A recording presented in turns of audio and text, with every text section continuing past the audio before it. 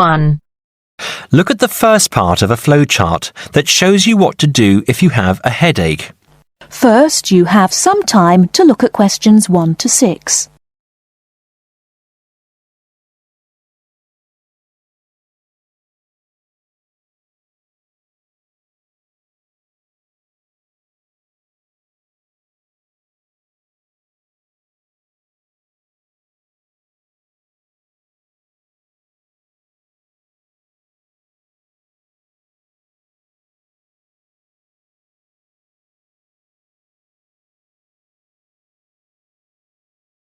Now listen carefully and answer questions 1 to 6. There are various different reasons why you may have a headache. Some of them are not serious and can be treated easily, perhaps by simply taking a pain-killing tablet, like an aspirin. Some headaches, however, may be a symptom of something far more serious, and you should get immediate advice. First of all, ask yourself if you think you have other symptoms that suggest you have a cold. Do you have a fever, a runny nose, a cough, or a sore throat? Have you been sick at all? If you have, then you probably have a bad cold or the flu, and the headache is just one of the symptoms. Get plenty of rest and drink plenty of water. There are many types of medicine that you can buy at a chemist, and these will relieve some of the symptoms. Remember, though, medicine will not actually cure the condition, and you might prefer to just drink hot water with some lemon and honey, and take a couple of aspirin. Now, if you don't think you have a cold, you must ask yourself how bad the headache is. If the headache is really bad and you have a stiff neck, there may be a bigger problem. If you feel that normal light is hurting your eyes, it may also be cause for concern. Meningitis is a serious condition.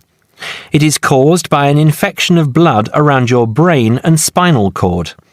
The condition can seriously affect your brain if not treated immediately.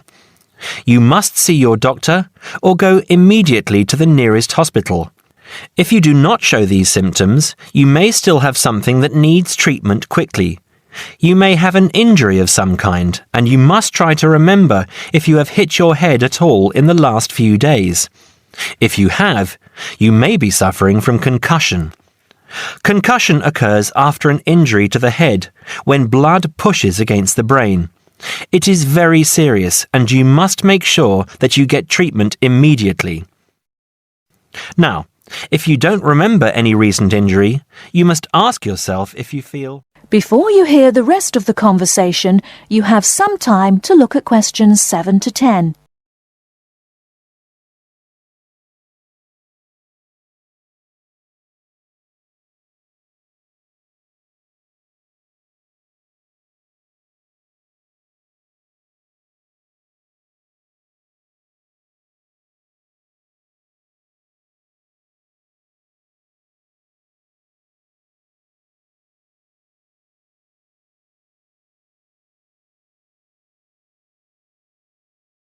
Now listen and answer questions 7 to 10. Extract 1. Acrophobia is a fear of heights. A lot of people confuse it with vertigo, which is a normal feeling that people get in a very high place. Acrophobia is a phobia and can be very dangerous. The person who suffers may panic and want to escape the situation. The quickest way to escape is to jump. People who suffer from acrophobia will avoid being at the top of tall buildings and will not like going up long staircases. It may be a phobia that is a result of past experience. Children see things fall and break and so become very frightened of the same thing happening to them. Extract 2. Now this phobia has a number of different names: brontophobia, astrophobia, and coronaphobia. It is a phobia of storms, especially storms with thunder and lightning. It is especially common in children, but can continue into adult life. People who have a serious phobia worry when the spring turns to summer. They expect there to be more storms during that time. When a storm is approaching, they feel very uncomfortable and even physically sick. Many of those who suffer, especially children, hide when there is a storm, perhaps in a cupboard or under the bed. Adults with the condition may watch weather forecasts on television every 30 minutes to check that the weather is good. Extract 3. Now, most people are, to some degree, afraid of dying, but necrophobia is a fear of anything connected with death. It is more than a fear of dying. People who have necrophobia are terrified of seeing dead things. They will stay away from museums where there are mummies or skeletons and avoid any images of dead people. They will panic if they see a dead animal in the street or in a forest, and will avoid watching a program or movie that shows people dying or near to death.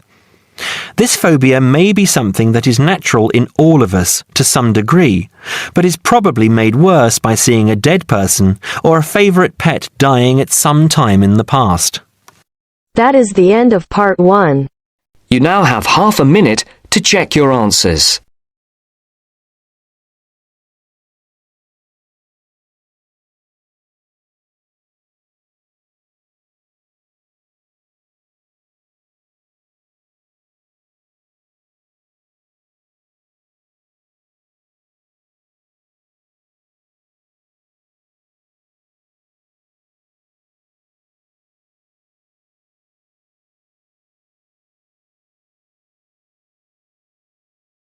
Now turns to part 2. Part 2. You will hear the director of a new arts centre speaking to a group of local people who have come to hear what the new arts centre will be offering. First, you have some time to look at questions 11 to 15.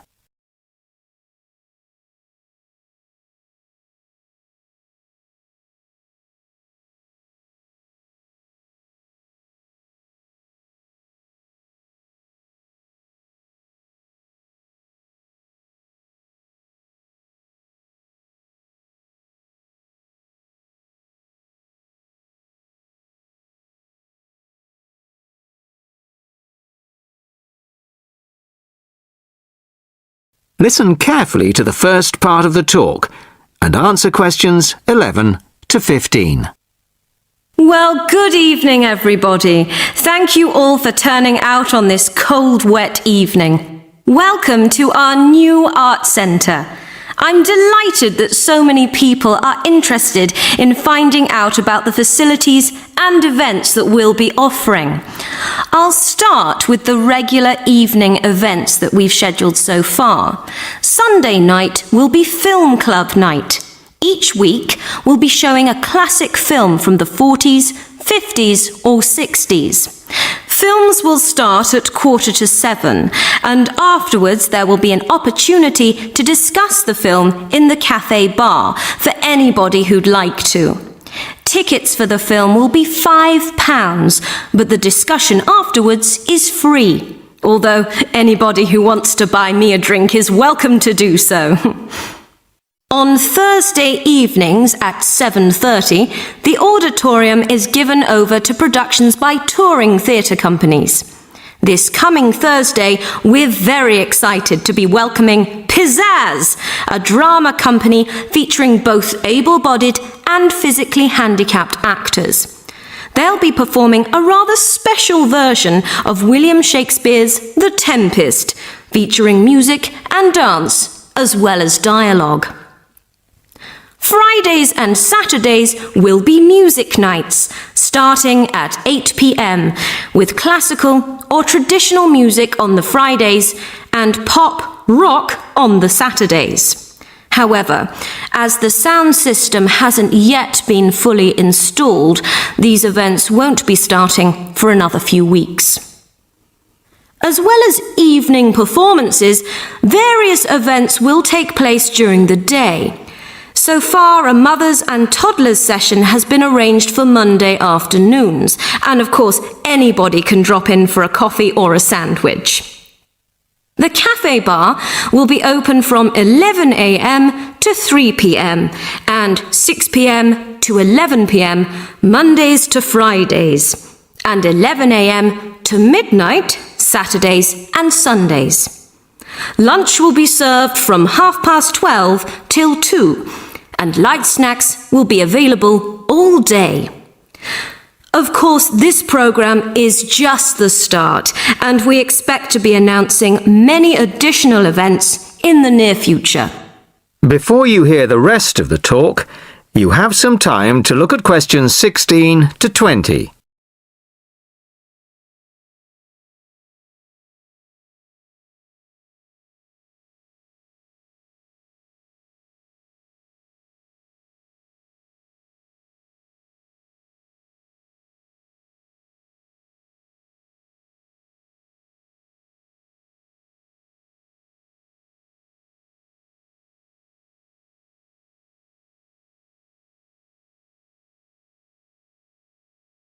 Now listen and answer questions 16 to 20. Now I'd like to take this opportunity to tell you about becoming a member. Membership benefits include reduced price tickets, priority bookings, and a monthly newsletter, which will feature the latest details of forthcoming events, plus details of other arts events in the local area. The cost of membership is just £15 a year, which I think is very reasonable. To get a membership card, you'll need to provide us with a passport-sized photo, plus payment, of course, by cash or cheque. We can't accept credit cards, I'm afraid, at least not for the moment. We hope to have credit card payment facilities available in the not-too-distant future. Then, when you want to buy reduced price tickets, you simply show your card at the box office or quote your membership number if you're making a telephone booking. Generally, a membership card will save around 20% on the full ticket price, so it really is very good value. Now we come to the most important part, your suggestions. It's your art centre, so we want to hear what you'd like to see. That is the end of part 2. You now have half a minute to check your answers.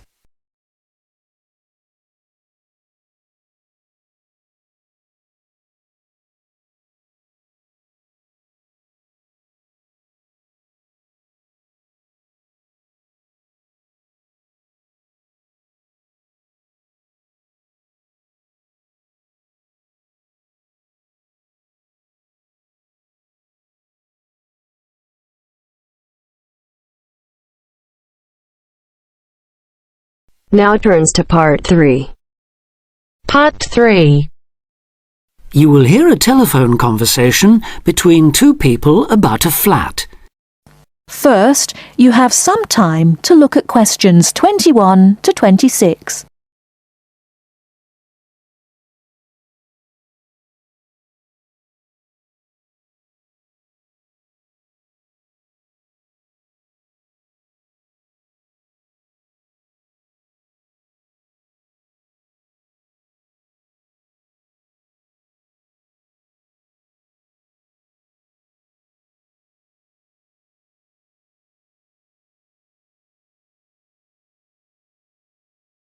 Now listen carefully and answer questions 21 to 26.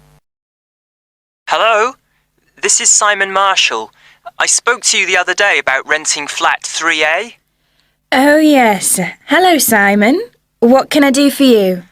Well, there are a few health and safety things I'd like to run through if that's okay. Yes, fine. Right. Well, the first thing, bearing in mind it's quite an old house, is whether there's any damp. I'm thinking here of the exterior walls and the floor. Well, I've never known any problems with damp there. It was all right last time I checked, certainly, though that was before the recent wet weather. I'd better have another look and get back to you on that. OK. Now, the next thing is the gas supply. Do you have a safety certificate, a current one, that is? We do. All the gas appliances have been checked by a registered engineer. Yes, I was going to ask about that. When did they actually do the inspection? Let me think. They sent an engineer to check something early last year, but No, that wasn't the inspection. Oh, I remember now, it was in the spring. In fact, I've got the certificate here somewhere. Yes, that's it. March 22nd, so it's just over 5 months ago. And the electricity, when was the last time all the wiring was inspected? I know it doesn't have to be checked as often as the gas, but it's still important, especially in older properties. As it happens, we had an electrician in when we redecorated flat 3A. If he looked at everything then, he would have charged us for it. I'll find the bill and check it if you like. Fine. And when was that? The decorators finished just before Easter, so that would be about 18 months ago. Just one more point on the electrics. Are there enough plug sockets in the flat? It depends what you mean by enough, really. Well, I've got quite a lot of electrical things. Computer, radio, lamps, kitchen appliances and so on. And I'm wondering whether I could plug them all in without having cables trailing all over the place. I think there's one per room. That's fairly normal in older properties. I'll take that as a no then. All right. Now, another safety point. Is there a smoke alarm? Yes, there's one in the kitchen. And is it in good working order? I'll have to try it out and let you know. Right. Now, you mentioned the previous tenants. Do they, or anyone else who's lived in the flat, still have keys to the door? We're very strict about that. Everyone has to hand back the keys when they leave or we don't return the deposit. And those in 3A have always done so. Before you hear the rest of the talk, you have some time to look at questions 27 to 30.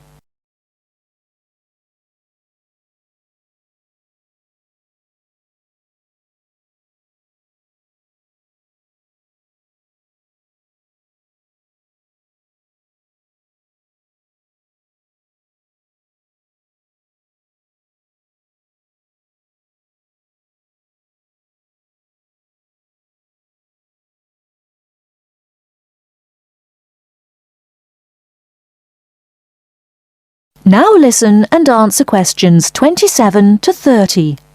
OK. Now, there are a few other practical details. Firstly, you mentioned a room where people can leave things like suitcases and bags and things. Where exactly is that? Is it next to 3A, which I take it is on the 3rd floor? Well, the apartment's on the 3rd, yes. But the storeroom's a little way away, just past the 2nd door to the right. Under the stairs, in fact. But it's on the same floor, isn't it? Yes, it is. Fine. Now, another thing I wanted to check is that there's hot water in the apartment. Oh, yes. It runs off the central heating. That was installed back in the 70s, I think, so there's a permanent supply. But is it really hot? Not just warm or lukewarm? I suppose it depends what you mean by hot. But it's at a constant 60 degrees. Oh, that sounds fine. Yes, it used to be set at 55, but last year the tenants asked us to increase it, so we did. Oh, I'm glad about that. OK, now can you tell me a bit about the yard and the garden? How big are they? Well, the yard at the side of the house is about 20 square metres. Oh, so there's room for my motorbike then? Actually, it's only a 50cc moped, but I like to keep it off the road at night. Yes, there's more than enough space there, even with all the wheelie bins. And the garden? That's much bigger, about 150 square metres. Who looks after it, by the way? Old Mr. Collins. He's almost 90, but he's out there every day. And the last point, the TV. What size screen is it? It's 70 centimetres wide, I think. No, sorry, that was the old one. This one's 80. You can get 90-odd channels on it, so I'm told. Really? So there's a satellite dish on the roof, is there? No, it's cable TV here. It doesn't cost much between everyone, though. That's very interesting. OK, thanks for your help. I'll be in touch again soon. Thank you. Bye for now. Bye. That is the end of part 3. You now have half a minute to check your answers.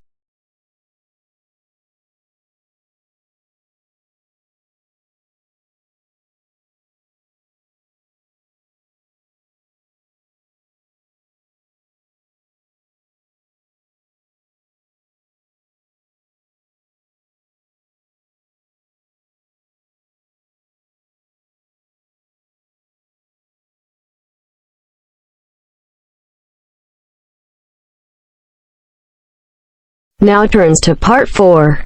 Part 4. You will hear part of a lecture about a crater in Australia. First, you have some time to read questions 31 to 40.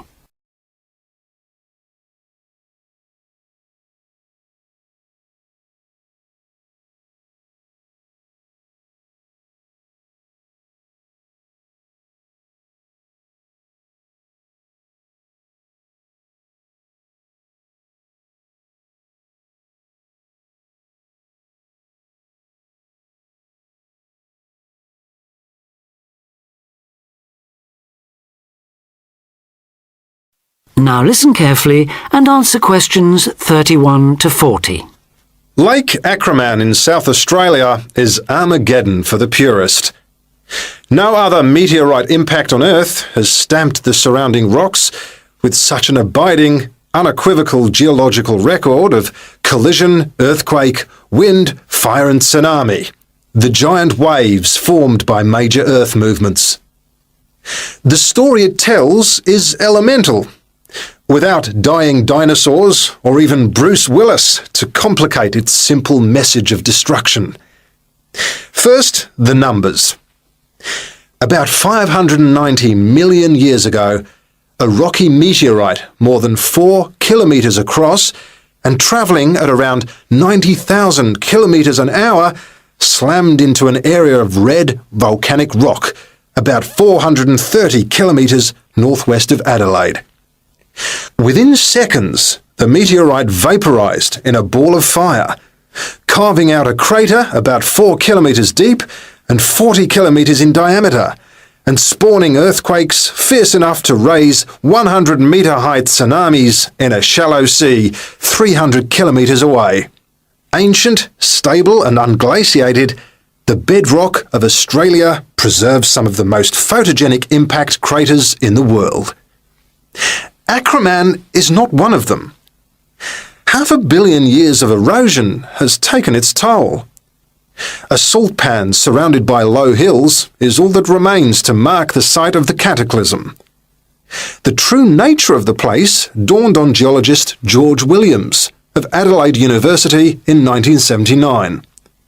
Gazing at a sheaf of newly acquired satellite images, he saw the small circular shape of Lake Acraman surrounded by a ring of faults and low scarps 40 kilometres across, and an outer ring twice this size. A year later, he made it to the site. On islands near the centre of the lake, Williams found bedrock shattered in a conical pattern that experts consider a sure sign of a meteorite impact. Except for a crater, which had long since eroded, the area was a textbook example of an impact site. In 1985, further intriguing evidence turned up.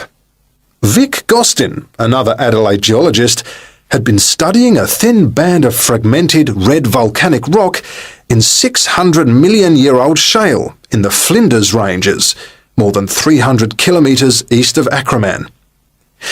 To his bewilderment, the volcanic chunks turned out to be 1 billion years older than the shale. Where had they come from? Comparing samples, Gostin and Williams found that their rocks were identical.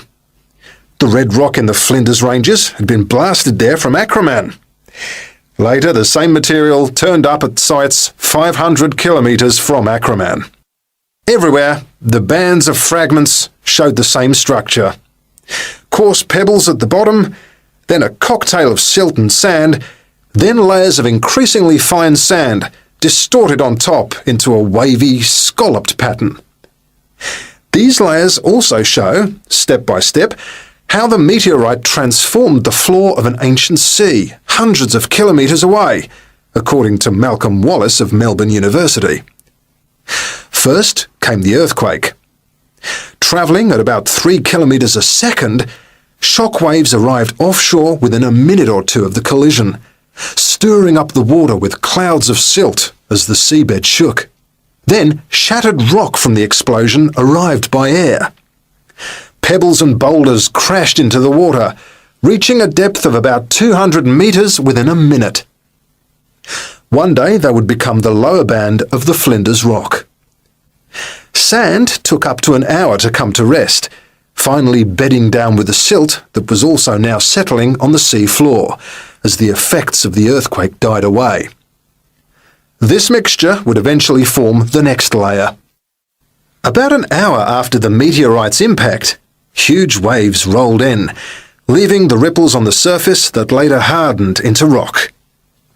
Clear as mud is not an oxymoron. In Acraman, the arid, timeless Australian outback has preserved the closest thing the Earth can boast to a perfect pockmark, the pinnacle of imperfection. That is the end of part 4. You now have half a minute to check your answers.